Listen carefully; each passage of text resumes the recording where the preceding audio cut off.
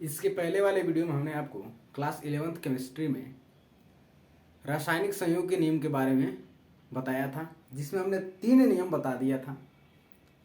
पहला था द्रव्यमान संरक्षण का नियम कि यदि जब भी दो अभिकारक पदार्थ आपस में मिलकर जो भी रिएक्शन करते हैं उसके बाद जो उत्पाद प्राप्त होता है वो दोनों एक बराबर होता है। मतलब जो प्रारंभ में आपने अभिकारक लिया था और जो उत्पाद बना उन दोनों का जो द्रव्यमान होता है वो एक समान होता है। दूसरा हमने समझाया था स्थिर अनुपात का नियम। तीसरा हमने समझा दिया था आपको गुणित अनुपात का नियम। स्थिर अनुपात के नियम में हमने बताया था कि जैसे आप H2O को लेते हैं, H2O को आप किसी भी जगह से लीजिए, चाहे वो तालाब का हो, समुद्र का हो, वर्षा का हो, मतलब जल, H2O मतलब जल आप चाहे तालाब से लें या समुद्र से लें या बारिश करें, उनके बीच में जो हमेशा अनुपात होता है वो स्थिर होता है और इसलिए उसको हम स्थिर अनुपात का नियम कहते हैं। और जो अनुपात होता है वो 1:8 के अनुपात में होता है। तीसरा हमने आपको समझाया था गुणित अनुपात का नियम।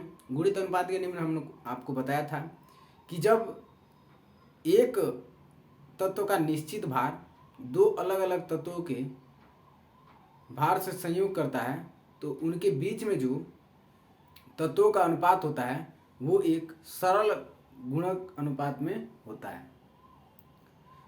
आज हम लोग इसका नेक्स्ट जो प्रकार है चौथा उसको समझते हैं और यह है व्युत्क्रम अनुपात का नियम।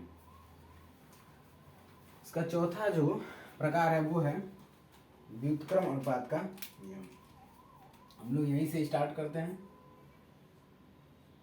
इससे पहले वाला था गुणित अनुपात का नियम, यह है व्युत्क्रम अनुपात का नियम।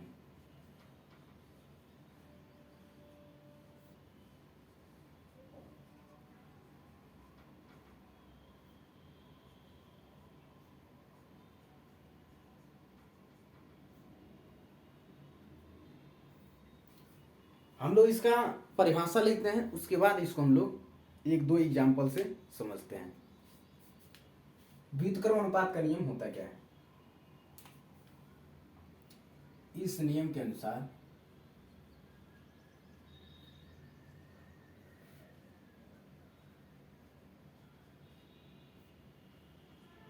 दो अलग अलग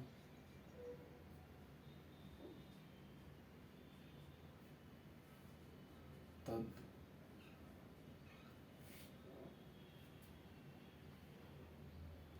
एक निश्चित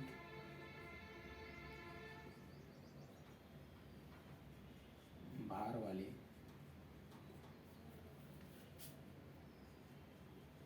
तत्व से संयोग करता है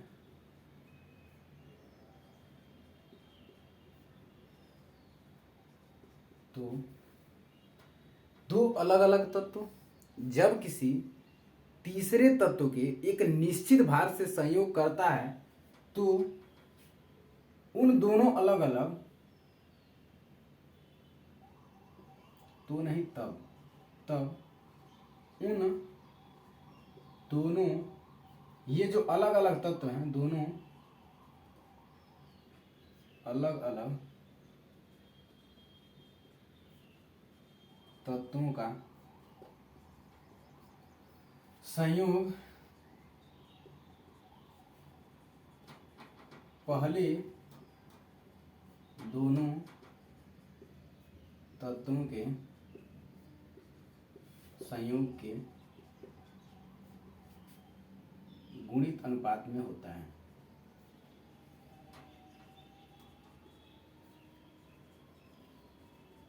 यह है इसका भाषा। हम लोग इसको समझते हैं कि व्युत्क्रम अनुपात का नियम आखिर होता क्या है। ये जो भाषा है इसी को हम लोग समझते हैं। जैसे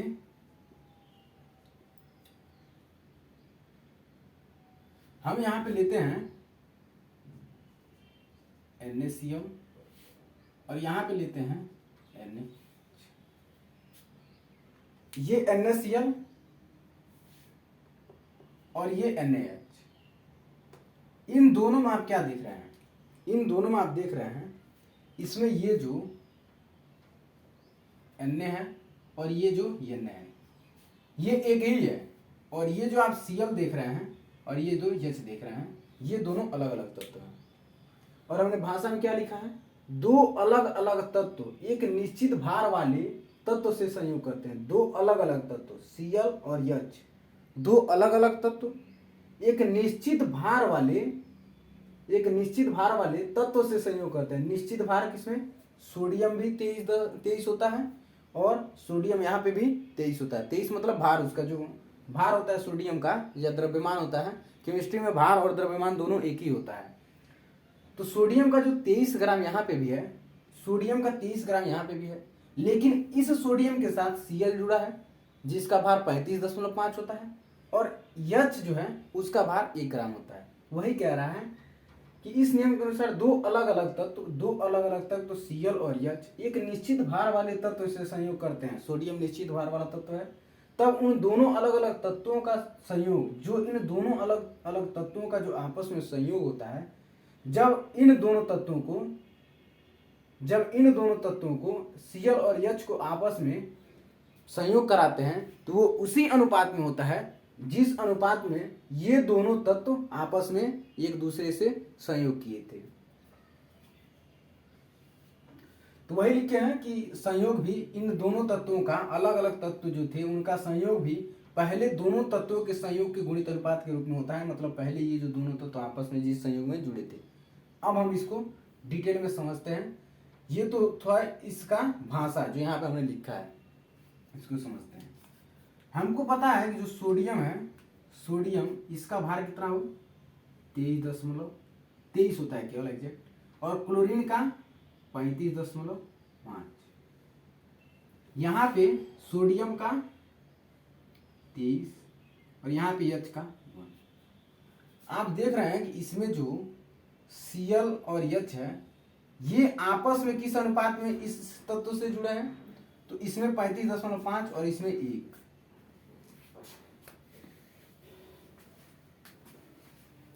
मतलब यहाँ पे जो क्लोरीन है वो 35.5 ग्राम 23 ग्राम के साथ जुड़ा है, और यहाँ पे जो हाइड्रोजन है वो 1 ग्राम 23 ग्राम के साथ जुड़ा है। तो यहाँ पे भी Cl और यहाँ पे भी H, यदि आप Cl और H को केवल देखें तो यहाँ पे भी 35.5 है और यहाँ पे 1 है। और जब ये दोनों तत्व, हमने यही बताया कि दो अलग अलग तत्वों का संयोग भी पहले तत्व, जब ये दोनों अलग अलग तत्व आपस में संयोग करते हैं, सपोज दैट ये H, ये Cl और ये H आपस में एक दूसरे से संयोग करता है और क्या बनाता है, HCl। तो यहाँ पे भी H 1 है, यहाँ पे 35.5 है। और जब ये दोनों आपस में, लेकिन इसमें बात क्या था कि यहाँ पे जो H था वो सोडियम के साथ जुड़ा था और यहाँ पे जो Cl था वो Na के साथ जुड़ा था। अब ये जो Cl है और ये जो H है, यहाँ पे तो दोनों एक तत्व के साथ जुड़ा था, लेकिन जब ये दोनों आपस में एक दूसरे से जुड़ेगा, ये H और ये Cl, तो इनका अनुपात यही होगा जो यहाँ पे 35.5 है और यहाँ पे 1 है। तो यहाँ पे भी 1, सोडियम का भार 1 होता है और क्लोरीन का 35.5 होता है।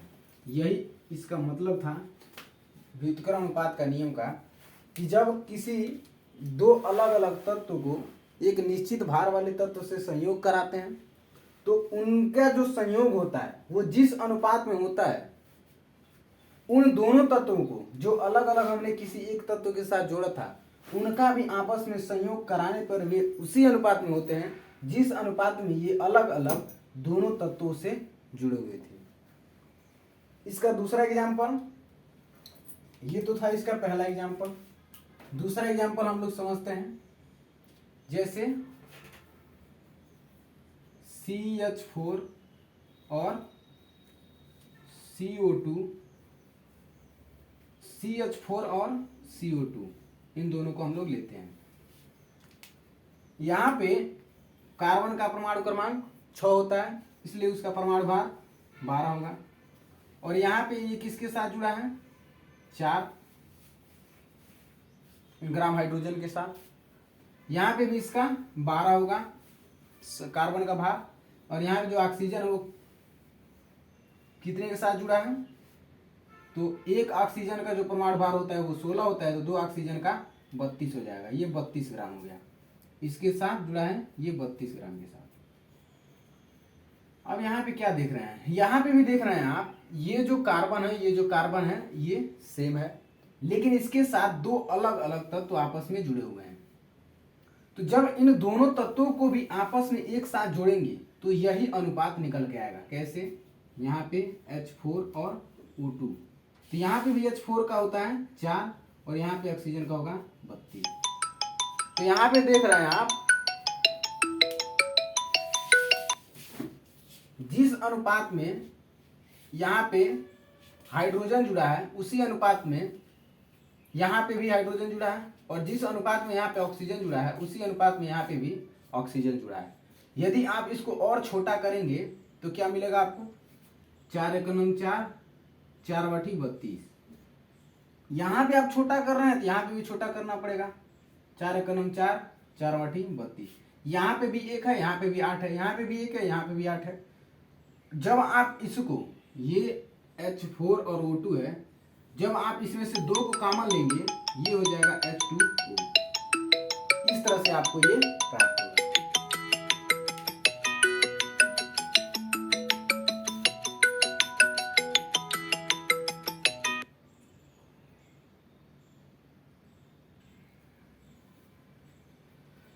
अभी तक आपने जो देखा वो ये देखा क्या, यहाँ पे जो CH4 था, यहाँ पे जो CO2 था, इसमें जो ये H और O2 था ये आपस में उसी अनुपात में संयोग कर रहा है जिस अनुपात में ये अलग अलग तत्व संयोग कर रहा था।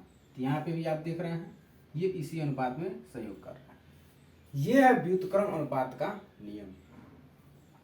इसके बाद हम लोग समझते हैं गैलुसेक के नियम को।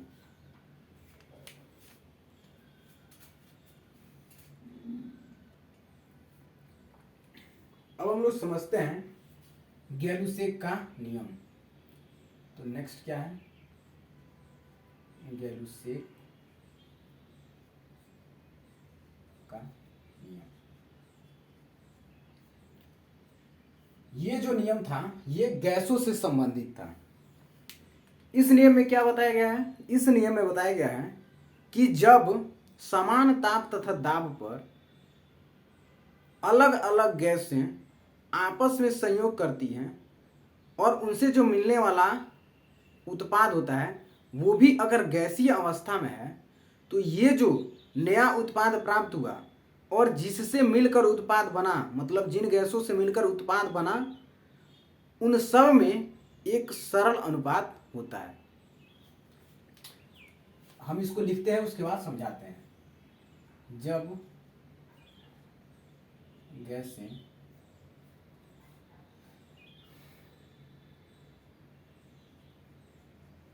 समान ताप तथा दाब पर संयोग करती हैं। जब गैसें समान ताप तथा दाब पर संयोग करती हैं तो यदि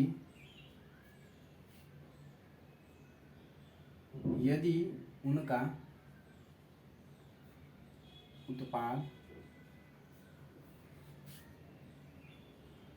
गैसीय अवस्था में, उत्पाद भी गैसीय अवस्था में प्राप्त होता है तो उनका आयतन, तो उन गैसों का आयतन भी सरल अनुपात में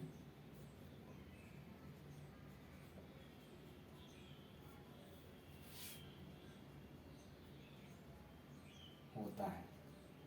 क्या है इसको हम लोग समझते हैं। जैसे हम कह रहे हैं कि हमने हाइड्रोजन को लिया H2 प्लस, ये भी गैस है, और ये Cl2 लिया, ये भी गैस है, और इससे जो हमको प्रोडक्ट मिल रहा है HCl, ये भी गैस है। यहाँ पे ऑक्सीजन 2 है, यहाँ पे क्लोरीन 2 है, इसलिए यहाँ पे बैलेंस करने के लिए 2 HCl हम लगा देते हैं। यहाँ पे 2 H हो गया और 2 Cl हो गया। यदि आप इसका यन मोल लेते हैं, कितना, यन मोल, और इसका भी यन मोल लेते हैं, ये गैस था हाइड्रोजन, इसका यन मोल लिया, ये गैस था क्लोरीन, इसका यन मोल लिया, तो ये जब आपस में संयोग करती हैं तो इससे 2 यन मोल प्राप्त होता है। मतलब इनके बीच में जो अनुपात होता है वो भी सरल अनुपात में होता है। इसको और आसान बनाने के लिए हम यहाँ पे ले रहे हैं एक आयतन, समझ लीजिए एक आयतन आप H2 लीजिए प्लस एक आयतन आप Cl2 लीजिए, और इससे जो प्राप्त होगा वो दो आयतन आपको यह Cl प्राप्त होगा। अब आप यहाँ पे देख रहे हैं कि इनके बीच में जो ये अनुपात है वो एक सरल अनुपात है, 1:1:2। इसी अनुपात को हम लोग गैलुसेक का नियम कहते हैं। और उन्होंने ये बताया कि जब हमारे पास रिएक्टेंट होते हैं, जो अभिकारक होते हैं, यदि वो भी गैसीय अवस्था में है और उनसे मिलने वाला जो उत्पाद है वो भी गैसीय अवस्था में है और तापमान और दाब दोनों समान है, यहाँ पे भी ताप दाब समान है, यहाँ पे भी ताप दाब समान है, दोनों गैसों का ताप दाब समान है, और यहाँ पे जो उत्पाद मिल रहा है इनका जो अनुपात है वो इसके सरल अनुपात के रूप में होता है। गैलुसेक का नियम गैसों पर आधारित था, सब देख रहे हैं, ये गैसों से संबंधित है। और ये बताया कि ये जो अंत में प्राप्त उत्पाद होता है वो सरल अनुपात में होता है। यही गैलुसेक ने हमें नियम दिया था कि यदि आप n मोल H2 लें और n मोल Cl2 लें तो ये जो आपस में समान ताप तथा दाब पर रिएक्शन करके जो हमको उत्पाद देती हैं गैस हैं, यदि वो भी गैसीय अवस्था में है तो उनका जो अनुपात होगा, गैसीय अवस्था में जो प्राप्त हमारे पास उत्पाद है उसका जो अनुपात होगा वो इसके सरल अनुपात के रूप में होता है। इसका नेक्स्ट प्रकार हम लोग गैलुसेक के बाद अवोगाड्रो का नियम पढ़ते हैं।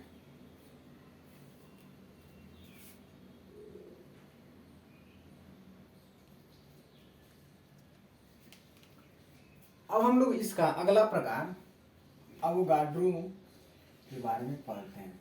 अवोगाड्रो नियम,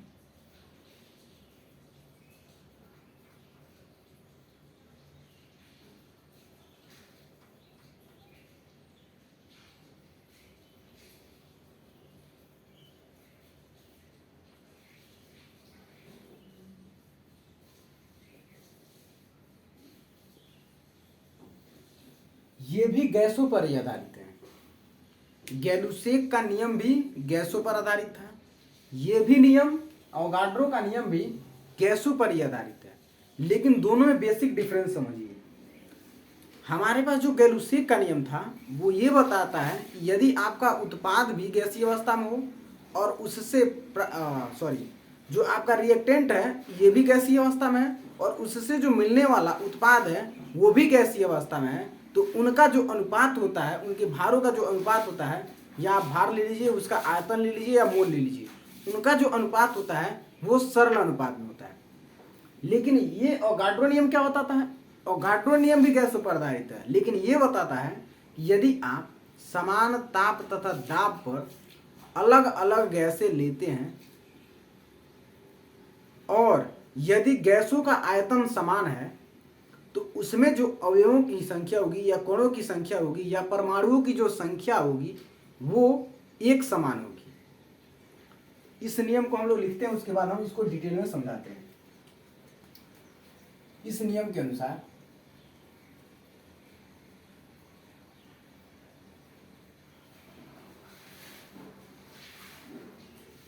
समान ताप तथा दाब पर, गैलुसेक का नियम भी समान ताप तथा दाब पर था, ये भी समान ताप तथा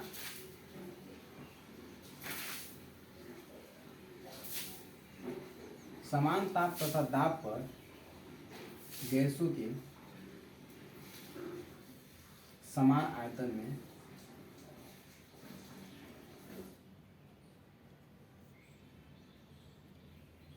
परमाणुओं की संख्या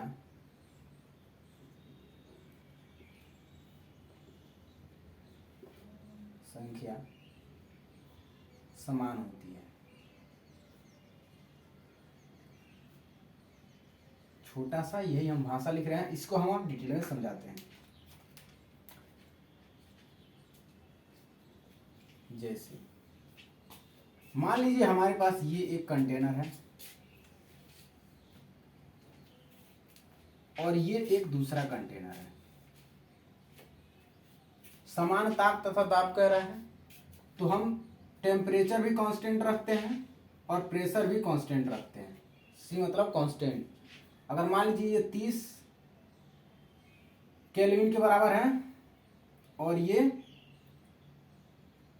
100 मिलीबार के बराबर है, मिलीबार के बराबर है। जो प्रेशर होता है उसको मिलीबार में मापा जाता है, तो ये हम मान लेते हैं 100 मिलीबार के बराबर है। मिलीबार ये हम भी लिखे हैं मिलीबार। अगर इसमें मान लीजिए हम H2 गैस डाल रहे हैं, इसमें कौन सा गैस डाल रहे हैं H2, और इसमें हम क्या डाल रहे हैं Cl2। तो यदि हम इसका 2 आयतन डालते हैं, 2 आयतन मतलब अगर 2 लीटर इसमें भी है और 2 लीटर इसमें भी है, लेकिन गैस क्या है, ये H2 है और ये Cl2 है। ये कौन सा है Cl2 है। तो आप देखेंगे यदि ये यहां तक है, यहां तक गैस भरा है और ये वाला गैस इससे थोड़ा ज्यादा भरा है, यहां तक, ये वाला गैस यहां तक भरा है। तो ऐसा नहीं होगा कि ये वाला जो यहां तक भरा है Cl2 गैस, इसमें जो अणु या परमाणुओं की संख्या होगी वो इससे ज्यादा होगी, इससे ज्यादा नहीं होगी। यही नियम बताया था अवोगाड्रो ने कि यदि आप समान ताप तथा दाब पर 2 अलग अलग गैसें लेते हैं और उनका यदि आयतन समान है, मतलब 2 लीटर ये भी है 2 लीटर ये भी है, तो उसके जो परमाणुओं की संख्या होगी वो दोनों में समान होगी। यदि इसमें 100 परमाणु हैं तो इसमें भी 100 ही परमाणु होंगे। ये कहने का मतलब था अवोगाड्रो का कि यदि आप 2 गैसें, ये H2 ये Cl2, दोनों अलग अलग गैसें समान ताप तथा दाब पर लेते हैं तो उनका यदि आयतन भी समान है, 2 लीटर यहाँ पे भी 2 लीटर यहाँ पे भी, यदि आयतन भी समान है तब उनके जो परमाणुओं की संख्या होगी वो भी एक समान ही होगी, वो भी बराबर ही होगा। यदि इसमें 100 अणु हैं या परमाणु हैं तो इसमें भी 100 होंगे, यदि इसमें 1000 हैं तो इसमें भी 1000 हैं। चाहे आप यहाँ पे 2 लीटर ले लें और चाहे आप दोनों में 1-1 लीटर ले लें, जब आप 1-1 लीटर लेंगे तो भी उतने ही अणु या परमाणु मिलेंगे जितना आपने यहाँ पे लिया है। लेकिन कंडीशन क्या है, टेम्परेचर और प्रेशर समान होना चाहिए और आयतन भी समान होना चाहिए। यदि तापमान और दाब, ताप और दाब दोनों समान है और यदि आयतन भी समान है तो उसके जो परमाणु होंगे वो भी आपस में बराबर होंगे। ये था अवोगाड्रो का नियम। अवोगाड्रो के नियम में परमाणुओं की संख्या को बराबर बताया है और गैलुसेक में ये बताया है कि यदि आप उत्पाद लेते हैं और जो आपने रिएक्टेंट लिया था तो रिएक्टेंट और उत्पाद में जो अनुपात होता है वो एक सरल अनुपात होता है और यहाँ पे संख्या से संबंधित है, परमाणुओं की संख्या से संबंधित है, लेकिन दोनों गैसों पर ही आधारित है। ठीक, इसके बाद हम लोग इसके आगे डाल्टन के परमाणु सिद्धांत के बारे में समझेंगे। उसको हम लोग नेक्स्ट वीडियो में समझेंगे, उसको बहुत ही डिटेल में बताना पड़ेगा तो समय ज़्यादा लगेगा। इसको हम लोग यहीं पे रोकते हैं। अब रासायनिक संयोग से संबंधित आपके पास जो भी नियम था हमने सारे नियम को समझा दिया है।